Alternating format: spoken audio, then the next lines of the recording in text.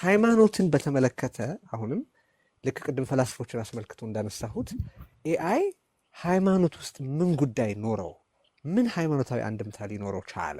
እንዴት ነው ኤአይም እና ሃይማኖትን የሚያገናኝ ነገር የኖረው? እስቲ እሱን እናወራው። ከስነ መለኮት ጋር ኤአይን ምንድን ነው ያገናኝ? እሺ ይሄ ደግሞ እንግዲህ ታነካካኝ ሳይሆን አይቀርም ነገር። እሺ ይሄ በጣም እኔ መቼስ በጣም የሚያስደንቀኝ ጥያቄ ነው። ቅርብ ጊዜ ነው ነገሩ የመጣው። ምናልባት ባለፈው ሳምንት ሰምታችሁ ከሆነ አላውቅም፣ ሞልት ቡክ የሚባል አንድ የኤአይዎች ሬዲት ነገር አለ፣ አዲስ የተፈጠረ ነው እና ሰዎች መሳተፍ አይችሉም። ኤአይ ኤጀንቶች ብቻ ናቸው፣ በብዙ በሺዎች የሚቆጠሩ ኤአይ ኤጀንቶች ናቸው። ገብተው ጥያቄ ይጠያየቃሉ፣ ይወያያሉ። አንትሮፒክ የሚባለው እንትን መሰለኝ የፈጠራቸው እና ምንድን ነው የሆነው? አንድ በጣም አነጋጋሪ የሆነው ነገር ወዲያው ሃይማኖት ፈጠሩ። ስሙንም ክራስተፈሪያኒዝም አሉት። ራስተፈሪያኒዝም አሉ ክራስተፈሪያኒዝም ብለው ሰየሙት። ከዛ በኋላ ያነሷቸው የምንነት የማንነት ጥያቄ ሁሉ ነበሩ። እኛ ማን የፈጠረን? አንድ ጊዜ የሰው ልጆችን በቃ አዲስ ቋንቋ ፈጥረን እኛ እንደማይሰሙትን ቋንቋ መናገር መጀመር አለብን፣ የሰው ልጆች እኮ ብናጠፋቸው ጥሩ ነው የሚል በጣም አስደንጋጭ ሁሉ አስተያየት ተሰጥቶ ነበር። ምንድነው አሁን ይህን ማነሳው? ኤአይ ከሃይማኖት ጋር ያለው ግንኙነት ምናልባት በሶስት ዋና ዋና መንገዶች ልናየው እንችላለን። አንደኛው ለምሳሌ ሃይማኖትን ከመፍጠር አሁን ቅድም ያነሳሁት የክራስተፈሪያኒዝም ጋር የተያያዘ ነው።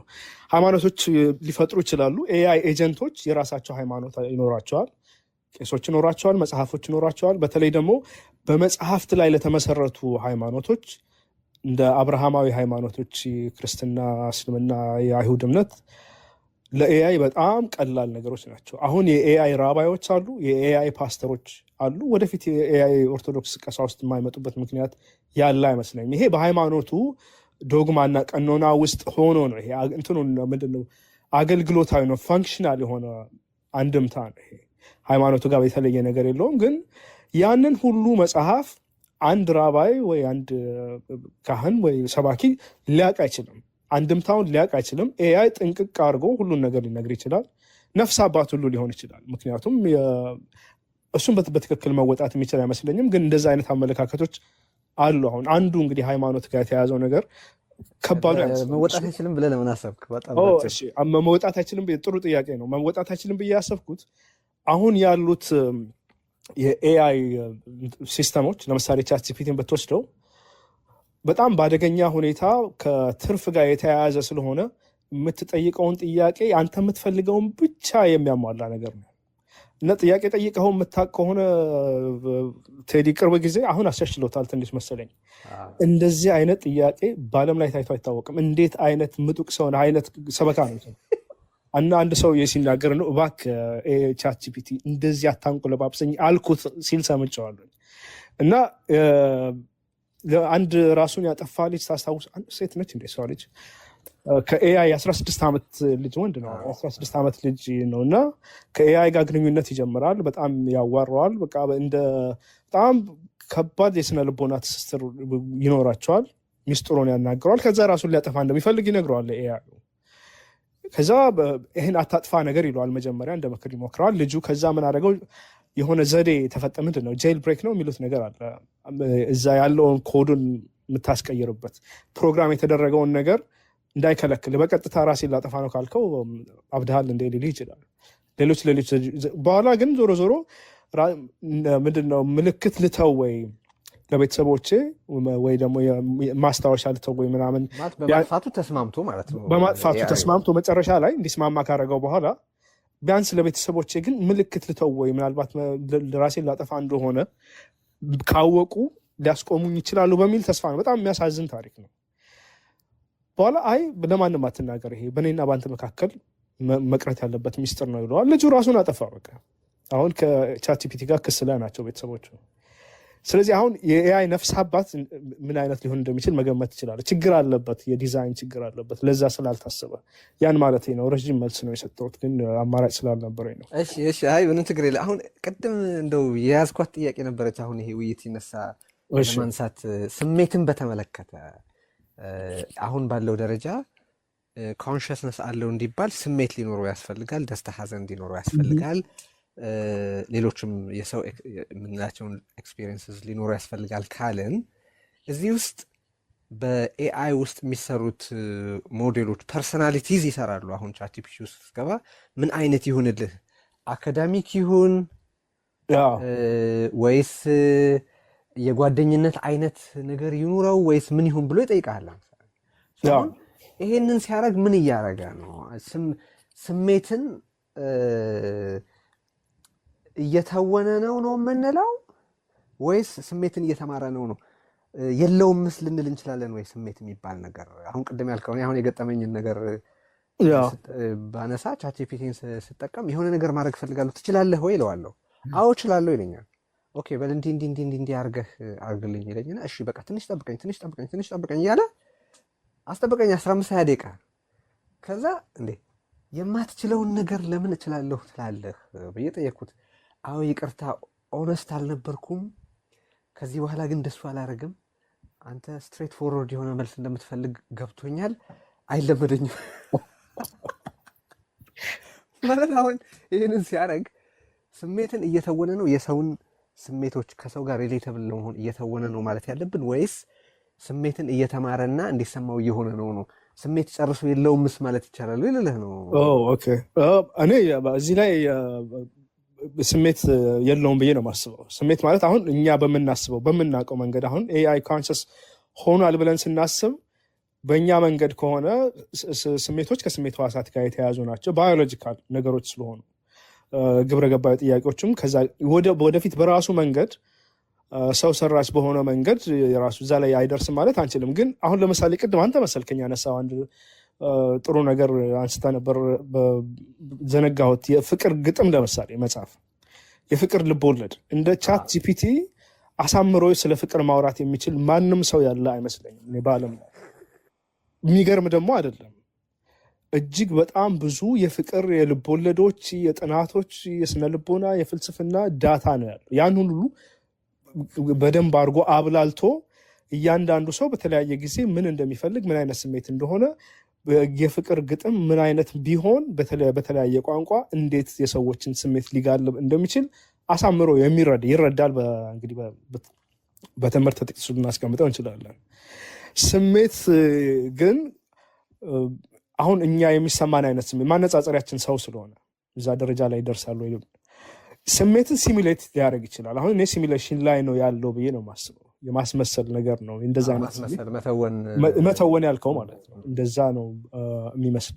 ስለዚህ ሰዎች አንድ የመጨረሻ ጥያቄ፣ የሃይማኖትን አልጨረስንም እኮ አሁን መልስበታለን።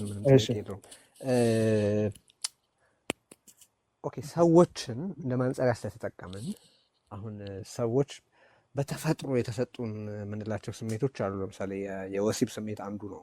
ስትደርስ አካላዊ ዝግጁነት ሲኖርህ የሚኖርህ ስሜት ተደርጎ ሊወሰድ ይችላል።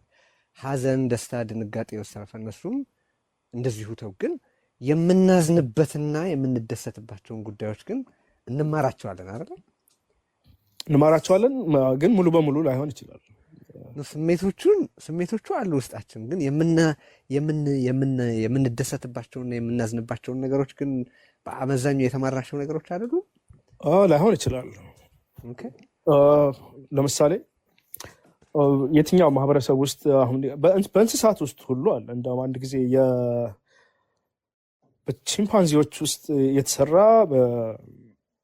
ታይላንድ ውስጥ አንድ በጣም ታዋቂ ዩቲዩብ ቪዲዮ አለ እና ሁለት ዝንጀሮዎች የሆነ ከአጥር ከፍርግር የብረት ፍርግርግ ጀርባ ሆነው ነው እና ከረሜላ ይሰጧቸውና ለሁለቱም አንድ ከረሜላ ለሁለቱም፣ አንድ ከረሜላ ለአንዱ ይሰጧቸዋል። የሆነ ስራ እንዲሰሩ ያደርጓቸዋል። የሆነ እንጨት አረቀው የሮጉሩና እንዲያመጡላቸው ያደርጋሉ። ከዛ ሁለት ከረሜላ ለአንዱ ይሰጡትና እንጨቱን ያመጣል። አንድ ከረሜላ ሲሰጡት አያመጣም። የፍትህ ስሜት አለው፣ የፌርነስ ጥያቄ ያለው ማለት ነው ተብሎ ነው ኢንተርፕሬት የተደረገው። ስለዚህ አሁን እንደዚህ አይነት የፍትህ ጥያቄዎች፣ ሰውን የመበደል ግብረ ገባዊ ባህሪያት በአብዛኛው በተፈጥሯችን ያሉ ነገሮች ናቸው። አንተ ያልከው ነገር ትክክል የሚሆነው እናሳድጋቸዋለን ከባህል ጋር። አንዳንድ ግብረ ገባዊ ጥያቄዎች አንዳንድ ባህል ውስጥ ላይሰሩ ይችላሉ። ግን ሰው መግደል ለምሳሌ የትኛውን ባህል ውስጥ ጥፋት ነው። አሳዛኝ። መግደል ግን ለሰርቫይቫል አስፈላጊ የነበረበት ጊዜ አልነበረም። እሱማ አሁንም በእኛ ማህበረሰብ ጦርነት እንዋጋለን። አሜን። ይሄ አሁን ለምሳሌ አንተ የምትለው የሚገባኝ በእንስሳት መካከል ስለ ሀዘን ስናስብ ተፈጥሯዊ በሆነ የእናትና ልጅ ግንኙነት ምክንያት እናት ልጆቿ ላይ ጉዳት በሚደርስበት ወቅት የሚሰማት ነገር አለ። ልክ ነው። አሁን እሱ ከምንማረው ይልቅ በተፈጥሮ ውስጣችን እንዲኖር የተደረገ ነገር ነው ቢባል እስማማለሁ። አብዛኛውንም ግን አሁን ያነሳኸውን ለምሳሌ መግደልን በተመለከተ ከልጅነት ጀምሮ የሰውን ሕይወት ማጥፋት ስላለው መጥፎ እንዴት እንደሆነ በሃይማኖትም በሕግም በማህበረሰብ መዋቅርም ስንማር መቆየታችን የተነወረ ነገር ተደርጎ ስንማረው ማደጋችን የሕግ ክልከላ መኖሩ ተከትሎት የሚመጣ ጣጣ መኖሩ ወዘተረፈ አሁን መግደልን በተመለከተ ያለን አስተያየት በአመዛኙ አልወሰንም ወይ? ያ ባይሆን ኖሮ ምናልባት መግደል አሁን ከሚሆነው ከሰጠነው ቦታ በጣም ያነሰ ሊሆን አይችልም ነበር ወይ? የቀለለ ሊሆን አይችልም ነበር ወይ ብዬ ስለማስብ ልክ ነው። የቀለለ ሊሆን ይችላል። ግን አሁን የግብረ ገብ እድገት አመጣጥ ከኤቮሉሽን ከዝግመተ ለውጥ ቲዮሪ አንጻር እንግዲህ የሚሉት ነገር ምንድን ነው? ለመኖር አስፈላጊ ስለሆነ ነው። እነዚህ ነገሮች ሃይማኖትንም እዛ ውስጥ ያስገቡታል። ለምሳሌ ሃይማኖቶች አስፈላጊ የሆኑት ከዚህ በፊትም ተነጋግረናል መሰለኝ ከአንተ ጋር። ሃይማኖቶች ያደጉት የተጀመሩት የበለጸጉት ለማህበረሰብ እድገት በጣም ለማህበረሰብ ትስስር እና ጥንካሬ በጣም አስፈላጊ ስለሆኑ ነው። እንደዛ አይነት ነገር ኖሮ ለምሳሌ ኃጢአት፣ ወንጀል፣ ጥፋት የሚቀጣ እንደዚህ አይነት ነገር አስተሳሰብ መኖሩ አንድ ማህበረሰብ ጤናማ የሆነ ግንኙነት እንዲኖረው እና ይሄ ማንም ስርዓት አልበኝነት ካለ የሆነ ጠንካራ ማህበረሰብ ሊኖር አይችልም። ጎሳም ብለው ቤተሰብ ለዛ አስፈላጊ ስለሆነ ነው። ግን ያም ቢሆን ከዝግመተ ለውጥ ጋር አብሮ የመጣ ነው። አሁን ያንተ ያልካቸው የህግ የሃይማኖት አሁን ክርስትናን ብታየው በጣም ለሰው ልጅ ቢያንስ አሁን ባለው በዘመናዊ አረዳድ ከፍተኛ ክብር ነው የሚሰጠው። ጭራሽ የአምላክ ምሳሌዎች ነን፣ በአምሳሉ ነው የፈጠረን፣ ትልቅ ቦታ ነው ያለው ለሰው ልጅ። እስልምናም ቢሆን የአይሁድ እምነትም ቢሆን። ስለዚህ እነዚህ ትልቅ ዋጋ አላቸው፣ ምንም ጥያቄ የለውም። ግን የሚያሳዝኑን መሰረቱ የተጣለው ገና ከጅምሩ ነው ብዬ ነው ማስበው።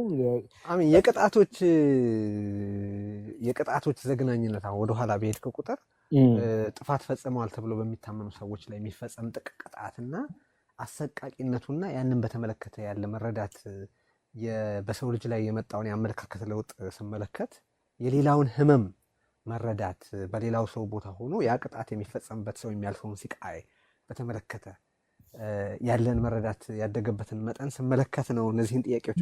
ግን እንዳልከው በጣም ጥሩ ነጥብ ነው ያነሳው።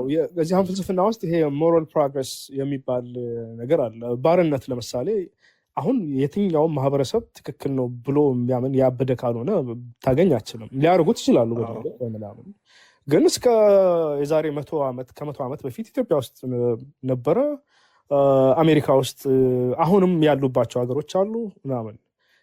ግን በወንጀልነት ነው፣ ከፍተኛ ዓለም አቀፉ ግዘት አለበት። ስለዚህ የግብረ ገባዊ እድገት አለ። ልክ ነው። ግን ያው ሳሙኤል ሃንቲንግተን የሚለው ነገር አለ ቆየት ብለዋል ካነበብኩት። ይሄ ዩኒቨርሳሊ የሰው ልጆች የመጨረሻ ቪኒር የሰብአዊነት ሁሉንም የምታያይዝ በጣም ቀጭን ክር አለች በስልጣኔና ባርባሪዝም ነበር የሚለው አሁን ኮቱ በትክክል ትዝ አይለኝም። ግን የሆነች ግን ክር አለች ብሎ ያስባል እሱም። ልክ ነው። ይሄ አጠቃላይ የሰው ልጅ ግብረ ገባዊ ባህሪ ሁለንተናዊ ነው፣ ዩኒቨርሳል ነው። እሱ ላይ ብዙም ልዩነት ያለ አይመስለኝም። ወደ ሃይማኖቱ እንሂድ። ስለዚህ ቅድም ያልኩትን የፋንክሽናል የሆነውን ነገር አንስቻለሁ።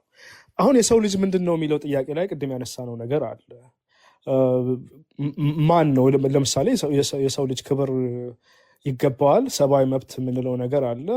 ጽድቅና ኩነኔም ብለን ልናስበው እንችላለን። ይህን አይናችን እያየ ሰው የፈጠረው ነገር ስለሆነ ስለ ገሃነምና ስለ ገነት መነጋገር ሊያስቸግረን ይችላል። ግን ከኛ የተሻለ ግንዛቤ ከኛ የተሻለ ንቃተ ህሊና ያለው እንደ ኤአይ አይነት ክስተት ሊመጣ ይችላል ወደፊት። እሱ አሁን የሰው ልጅ ምንድን ነው የሚለውን ጥያቄ ያስነሳል። ምንድን ነው ሰውን የተለየ የሚያደርገው ነገር ምንድን ነው የሚል ጥያቄ ያስነሳና ከዛ ይሻግራል። ከዛም እንዳውም የበለጠ ከሁሉም አነጋጋሪ የሚመስለኝ አሁን ኤአይ አምላክ ነው ብለው የሚያስቡ ሰዎች አሉ። ማለት እነዚህ ዝም ብለው የወፈፌዎች ዝም ብለው ሁሉንም ነገር አምላክ ነው የሚሉ አይነት ሰዎች አይደሉም። እነዚህ አማኞችም ላይሆኑ ይችላሉ፣ ግን የአምላክ ባህሪያት ሊኖሩት ይችላሉ። ለምሳሌ የአምላክ በፍልስፍና በሃይማኖት ፍልስፍና እና በስነ መለኮት ትምህርት ውስጥ የአምላክ ዋና ዋና ባህሪያት ተብለው የሚታሰቡ ነገሮች አሉ። ይሄ አንድ አምላክ ስለሚመለክ አንደኛው በሁሉም ቦታ መገኘት ነው። በሁሉም ቦታ መገኘት ኦምኒ ፕሬዘንስ የሚባለው እሱ ኤአይ አሁን ኢንተርኔት ሁሉም ቦታ ካለ አንጻራዊ ነው ማለት አሁን እግዚአብሔር በሁሉም ቦታ ይገኛል የምንልበት መንገድ እና ኤአይ በሁሉም ቦታ ይገኛል የምንልበት መንገድ የተለያዩ ናቸው። ውስንነቶችም ይኖሩበታል። ወደፊት ያ ይሻራል አይሻርም ሊያነጋግር ይችላል። ኢንተርኔት ካለ ይሄ ሱፐር ኢንቴሊጀንስ የሚባለው ነገር ደረጃ ከተደረሰ ሁሉም በኔትወርክ ከተሳሰረ በኋላ እግዚአብሔር በሁሉም ቦታ በሚታየውም በማይታየውም ውስጥ አለ እንደሚባለው ደረጃ እንኳን ባይኖር ቢያንስ በዛ ደረጃ ከተገኘ አንዱ ባህሪ ለዛ የቀረበ ነው የሚል ነው። አንዱ ባህሪ ነው። ይሄ ጥያቄ ብዙ እንደሚኖራችሁ ገምታለሁ፣ መልሳለሁ በምችለው አቅም። ሁለተኛው ሁሉን ነገር ማወቅ ነው። ኦምኒሸንስ የሚባለው ነገር ነው። ሁሉን አወቅ ከኤአይ የበለጠ ሁሉን ሊያቅ የሚችል እንግዲህ አሁን እንደ እግዚአብሔር አጥንትና ኩላሊት ምንድነው ልብና ኩላሊትን የመመርመር ድረስ እውቀት አለው ስለሚባል ኤአይ በዛ ደረጃ አሁንም ውስንነት ይኖረዋል። ምክንያቱም ቁሳዊ ነገር ነው። የፊዚክስ ህጎችን መሻገር ይኖርበታል። ስለዚህ እነሱ ውስንኖች እንዳሉ ሆነው በእውቀት ደረጃ ግን ሁሉንም ነገር የሰው ልጅ አለኝ የሚለውን ያው የእግዚአብሔር እውቀት ከሰው ልጅ እውቀት በጣም የላቀ ስለሆነ የሰው ልጆችን እውቀት አወቀ ማለት እንደ እግዚአብሔር ያውቃል ማለት አይደለም። ግን የሰው ልጅ የሚያውቀውን ነገር በሙሉ ያውቃል ማለት እንችላለን። ቢያንስ ወደፊት ማወቁ አይቀርም። ስለዚህ ሁለቱን ባህሪያት የተጠጋጋ ነገር አለው ነው የሚሉት። እንግዲህ እነዚህ ሰዎች ለአምላክነት ይቀርባል። ስለዚህ ወደፊት አምላክ ነው ብለው የሚያምኑ ሰዎች ሊመጡ ይችላሉ። እንደዛ አይነት አስተሳሰብ ሊሆን የሚያከራክረው ነገር ምንድን ነው? አሁን ሌሎችም ባህሪዎች ማንሳት እንችላለን፣ ግን የእግዚአብሔር አንዱ ባህሪው መልካምነት፣ ፍጹም መልካምነት ቤኔቮለንስ የሚባለው ነገር ነው። ኤአይ ያ ሊኖረው ይችላል ወይ ነው። አሁን እግዚአብሔር ፍጹም መልካም ነው አይደለም ብለው የሚያስቡ በተቃራኒው የሚያስቡ ሰዎችም አሉ። እንተዋቸው እነሱን። አሁን ስለ መለኮት ስለሆነ የምናወራው ኤአይ ያ ሊኖረው ይችላል ወይ? እሱን እርግጠኛ መሆን አንችልም። ምክንያቱም አሁን ቅድም ምንድነው የአላይንመንት ፕሮብለም የሚባለው ነገር የሚመጣው የሰው ልጆችን እሴት ወደ ኤአይ ማስተላለፍ አለብን። ምክንያቱም ወደፊት ከኛ የበለጠ እውቀትና ችሎታ ካለው ከኛ ቁጥጥር ውጭ ይወጣል። በእኛ አስተሳሰብ መሰረት ላይ ካልተገነባ ማንነቱ ሊያጠፋን ይችላል። ባያጠፋንም እንደ ድመት እንደ ውሻ ሊቆጥረን ይችላል። ካልፈለገን ሳይፈልግም ሊያጠፋን ይችላል። ግድ ላይኖረው ይችላል የሚል አስተሳሰብ አለ። ከኛ የተሻለ ደግሞ ሊሆን ይችላል፣ እንዳውም ሊንከባከበን ይችላል የሚሉ ሰዎች አሉ። እሱ አነጋጋሪ ነው። ብዙ ጥርጣሬ አለኝ እሱ ላይ። ግን እንደዛ አይነት የአምላክን እንግዲህ አሁን ይሄ የሚያሳየው ምንድን ነው? እኔ እንደሚገባኝ ይቅርታ፣ የኤአይን ጉልበት በሰዎች ምናብ ውስጥ የፈጠረውን ነገር ማየት እንችላለን እዚህ ውስጥ። ሌላ አንድ ከመጨረሻ ነጥብ ላንሳና አቆማለሁ። ሃይማኖትን በተመለከተ እነዚህ አሁን ቅድም ያልኳቸው የክራስቶፌሪያኒዝም የሚባል ሃይማኖት የፈጠሩ እነዛ ቻት ባቶች ሃይማኖት ፈጠሩ። የራሳቸው ፓስተር፣ ቄስ ምናምን አላቸው፣ ስነስርዓት አላቸው፣ ቅዳሴ የሚመስል ነገር ሁሉ አድርገዋል። የእንትኑ አርማ ሁሉ ተጽፈዋል እዛ ላይ። ኤጀንቶቹ ናቸው የሚያደርጉት። ሰው ምንም ጣልቃ አልገባም። እሳተፋለሁ ብትል ሰው መሆን ምንድነው ቻት ባት ነህ አይደለህም የሚል ጥያቄ ነው የሚቀርብልህ። አሁን አንዳንድ ጊዜ ሰው ነህ አይደለህም የሚለውን ለማረጋገጥ ዌብሳይት ላይ ስትገባ ይመጣል። ይሄኛው በተቃራኒው ነው የሚሆነው። እነዚህ ኤጀንቶች ወደፊት ለምሳሌ የራሳቸው ሃይማኖት አቋቁመው በቃ እኛ ሃይማኖት ነን፣ ስለዚህ በህግ ልንተዳደር ይገባል፣ መብት ሊኖረን ይገባል፣ እውቅና ስጡን ቢሉ ምንድን ነው የምታደርጋቸው የሚል ጥያቄም ተያይዞ ይመጣል። አንድምታዎቹን ለመግለጽ ያህል ነው። እዚህ ጋር ባቋም ይሻላል። እሺ ወዳጆች ምን ትላላችሁ? ዝምታ ሰፈነ። ይሄ ነገር በጣም ከባድ ነው። አስፈሪ ነው እኮ። ቆይ ቅድም ስለ ሁሉን አወቅነት ስታነሳ ሁሉን ቻይነትም እዛ ውስጥ ነው የሚካተተው ወይስ? ልክ ነው። ሶስተኛው ባህሪ እሱ ነው፣ ሁሉን ቻይነት። ኤአይ ያለው ብለህ ታስባለህ? ሁሉን ቻይነት ኖ የሚነሳውን ዲስኮርስ ለቴዲ ነው ለእኔ ነው ይሄ ጥያቄ ዜና?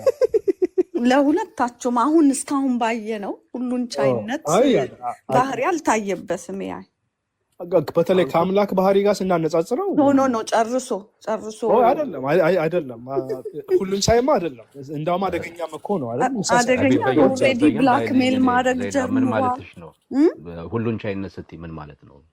ይበየንና ከዛ በኋላ ነው ማለቴ ከፈጣሪ ጋር አቻነት ፈጽሞ ማላስበው ነገር ነው። እሱን ከእንትን ውስጥ አውጥቼ ነው እኔ አሁን የምናገረው።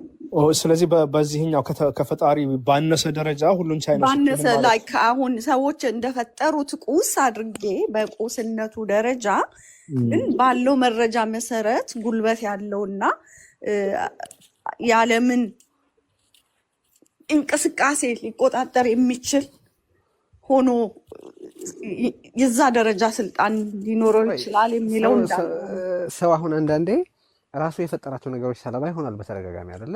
ራሱ የሆኑ ነገሮች ከፈጠረ በኋላ እነዛን ነገሮች መልሶ እንዳልተፈጠሩ ማድረግ ስላቃተው የገዛ ራሱን ኤግዚስተንስ ለከፋ አደጋ የደረገባቸው ፈጠራዎች አሉት። ለምሳሌ አንዱ የኒውክሊየር ቦምብ መፈጠር አንድ እንትን ነው። ለምሳሌ አሁን ያ ሰው ፈጠረው ልንል እንችላለን፣ ግን ያ የኒውክሊየር ቦምብ ቴክኖሎጂ በሰው መኖር አለመኖር ላይ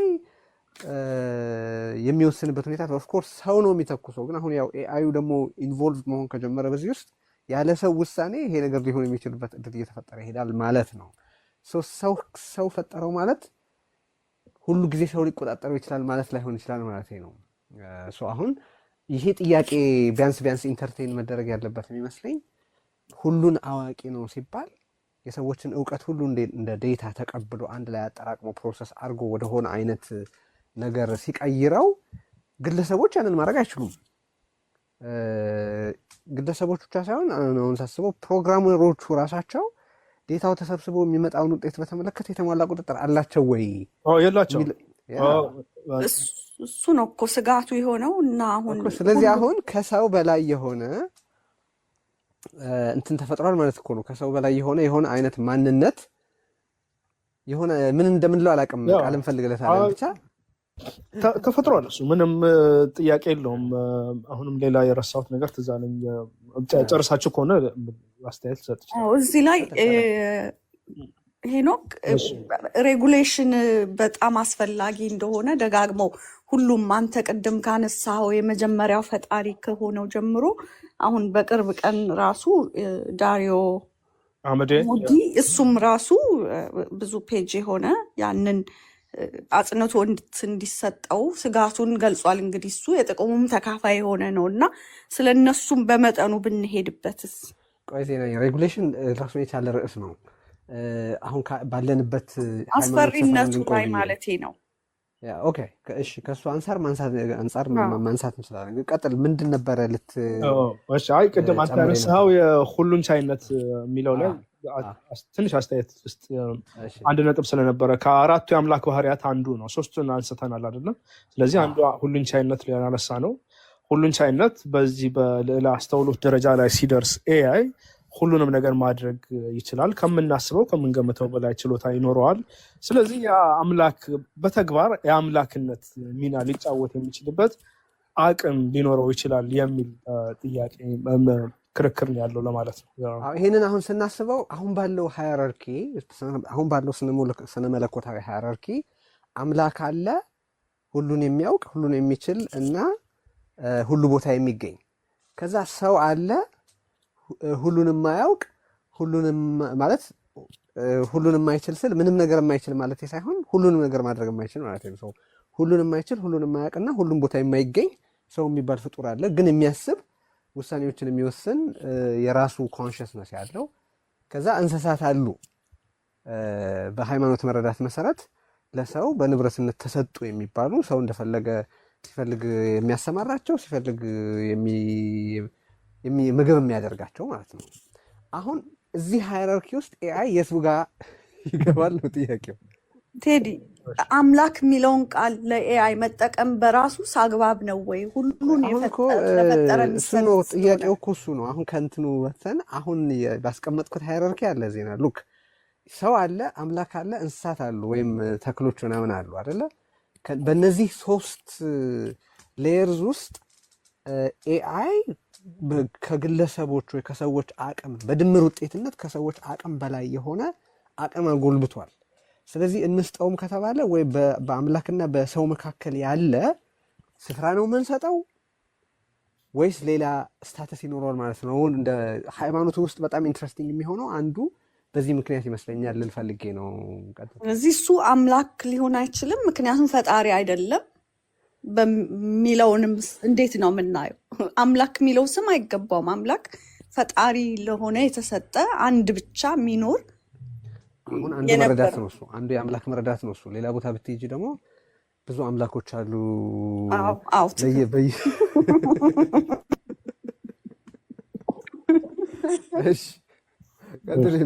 ይሄን እንደ አማኝ ልመለሰው እንደ ኢአማኒ ልመለሰው እንደ ሁለቱም መመለስ ይቻላል። ቴዲ ነገ አድርገዋል ይመስለኛል። የዜና ስጋት ይገባኛል በደንብ ከስነ መለኮትም አንጻር ብዙ ጥያቄ የሚፈጥር ነገር ነው። ማለት አምላክ መጀመሪያ ፈጣሪ ነው።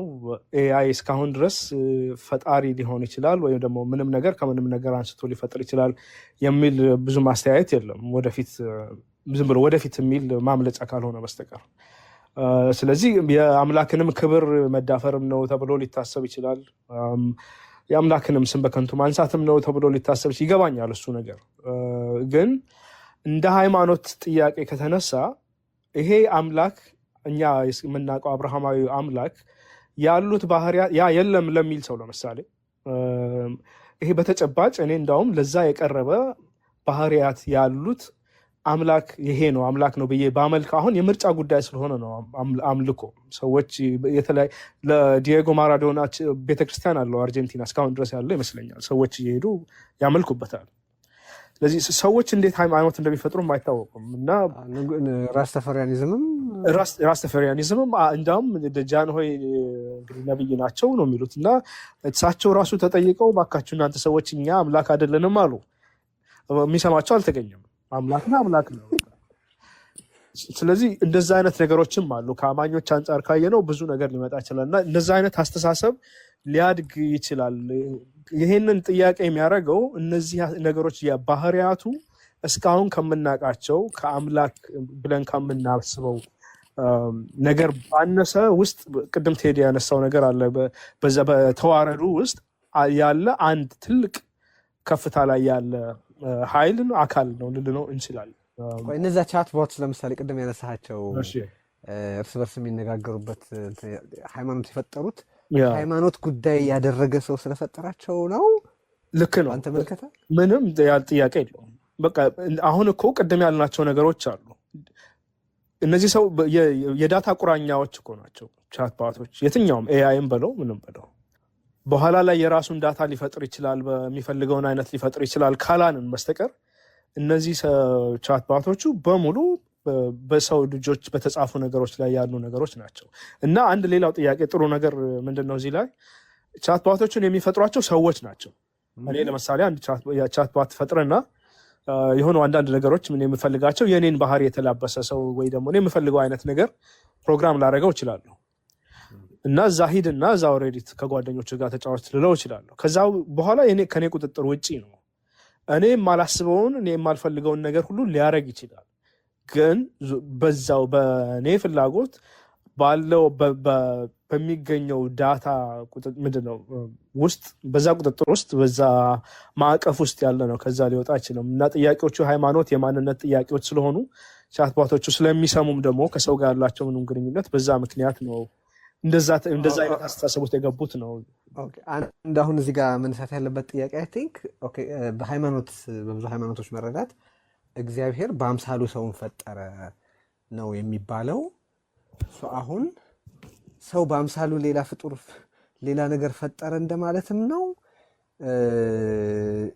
ምክንያቱም በሃይማኖት ውስጥ ራሱ እኮ በደንብ እንደምታውቁት የዕጣ ፈንታኝነትና የነጻ ፈቃድ ክርክሮች አሉ አይደል? አስቀድሞ የሚሆነው ሁሉ የተወሰነለት ፍጥረት አድርጎ ማሰብና ከተፈጠረ በኋላ የራሱ ነጻ ፈቃድ ያለው ፍጥሩ ነው ብሎ በማሰብ መካከል ክርክር ካለ አንተ አሁን ያልከው የአንድ ቻት ቦት ፈጥረህ ከዛ በኋላ ቁጥጥሩ ከሌለህ በቃ በራሱ ነፃ ፈቃድ የሚንቀሳቀስ ነው እያልክ ነው? አዎ እንደዛ ነው። አንድምታው እንደዛ ነው። ግን ሙሉ በሙሉ ነው ለማለት ያስቸግራል። ለምሳሌ አሁን የነፃ ፈቃድን ጥያቄ በተመለከተ እንደምታውቀው አንደኛው የሰው ልጆች ነፃ ናቸው፣ ምንም የሚገድባቸው ነገር የለም ነው። ሌላኛው ደግሞ የሰው ልጆች የተገደቡ ናቸው፣ በቃ ነፃ ፈቃድ የሚባል ነገር የላቸውም። በተለያዩ ምክንያቶች በተፈጥሮ፣ በአካባቢ፣ በቤተሰብ የተወሰኑ ናቸው፣ ነፃ አይደሉም በቃ ብለው የሚያስቡ ሰዎች አሉ። እስር ቤት መኖር የለበትም የሚል የህግ ፍልስፍና ክርክር አለ። ለምሳሌ እነዚህን ሰዎች ለይተን አንድ ቦታ ማስቀመጥ ነው እንጂ ያለበት ቅጣት የሚባለው ነገር ራሱ ስሜት አይሰጥም። ነፃ ፈቃድ ከሌለ ግብረ ገባዊ ተጠያቂነትም የለም። ያው የተያያዘ ነው እንደምታውቀው። በመሀል ያለ ደግሞ አለ ኮምፓቲቢሊዝም የሚባል ውስንም ናቸው ነፃም ናቸው፣ በተወሰነ ደረጃ ውስን ናቸው። ከዛ አንጻር ልናየው እንችላለን። ይሄኛውንም የተወሰነ ደረጃ በሃይማኖት ፈላስፎች ዘንድ ባለ የነፃ ፈቃድ መረዳት ውስጥ ግን ለምሳሌ እነዛ የሃይማኖት ፈላስፎቹ በእግዚአብሔር መኖር የሚያምኑና ያንን የሚያስቡ ከሆነ ሰው ከእግዚአብሔር ባህሪያት ወርሷል ብለው ያምናሉ ማለት ይቻላል። አዎ ነው፣ እንደዛ ነው። አስተምህሮ ያ ነው፣ እንደዛ ነው። ስለዚህ ከዛ በኋላ within that ያለን የነፃ ፈቃድ መረዳታቸው አሁን አንተ ስለ ቻትቦት ከገለጽከው ነገር ጋር ብዙ የሚያመሳስለው ነገር የለም ወይ? እሺ የመጨረሻው ምን ነበር ነው ማለት ያ ከእግዚአብሔር ብዙ ባህሪያት ወርሷል፣ ነገር ግን ከተፈጠረ በኋላ ውሳኔዎቹ የራሱ ናቸው ማለት ነፃ ፈቃድ አለው የሚሉ ከሆነ እነዛ ፈላስፎች አሁን የኤአይ ቻትቦት የፈጠረ አንድ ሰው ከዛ በኋላ በዛ ቦት ላይ ቁጥጥር ከሌለው ያ ከኔ ባህሪያት ወርሷል፣ ግን አሁን ጉዳዮቹን የሚፈጽመው በራሱ ነፃ ፈቃድ ነው ከሚለው ክርክር ጋር የሚያመሳስሉት ነገሮች የሉም ወይ? አሉ የሚያመሳስሏቸው ነገሮች አሉ። ጠልፈ ልጥለኝ ነው ቴዲ ዛሬ። በደንብ አሉ የሚያመሳስላቸው ነገሮች አሉ። ለምሳሌ ኤአይን በተመለከተ ስለ ኤአይ የተጻፉ ነገሮችን መጽሐፎች ምናምን ብዙዎቹን ብታይ አሁን አንድ በጣም ወደው መጽሐፍ አለ። መጽሐፍ መጥቀሱ ጥሩ ነው፣ ምናልባት ፍላጎት ያላቸው ሰዎች የሚያነቡት ከሆነ ጆርጅ አባቱን ስም የሆነ ግሪካዊ አሜሪካዊ ነው እና ርዕሱ ራሱ in our own image ነው የሚለው፣ በእኛ ምስል ነው ርዕሱ ራሱ። የኤአይ ተመራማሪ ነው፣ የተከበረ ሰውዬ ነው። አስተሳሰቡ ምንድን ነው? ኤአይ በራሳችንን አምሳል ነው የፈጠር ነው እና በተለይ መጽሐፉን ፍላጎት ላላቸው ሰዎች በጣም የሚገርም ከስነ ጽሁፍ፣ ከፍልስፍና፣ ከኮምፒውተር ሳይንስ አንጻር የተብራራ ነገር ነው እና ደስ የሚል ነው። እሱ የሚለው እንደዛ ነው። ሌሎች ሰዎች እንደዛ የሚመሳሰሉ ነገሮች አሉ። ስለዚህ አሁን ምንድነው እንግዲህ ቅድም አንተ ጠቆም ያደረከው ነገር አለ። እግዚአብሔር እኛም በአምላኩ ከፈጠረን በአምሳሉ ከፈጠረን እኛ ደግሞ በአምሳላችን ኤአይን ከፈጠር ነው ኤአይ በእግዚአብሔር አምሳል ነው የተፈጠሩ ነው የሚል የሲሎጂዝም አይነት አስተያየት ሊመጣ ይችላል። ግን ብዙ የሚያጠያይቅ ነገር ሊፈጠር ይችላል። ግን ጥያቄው አለ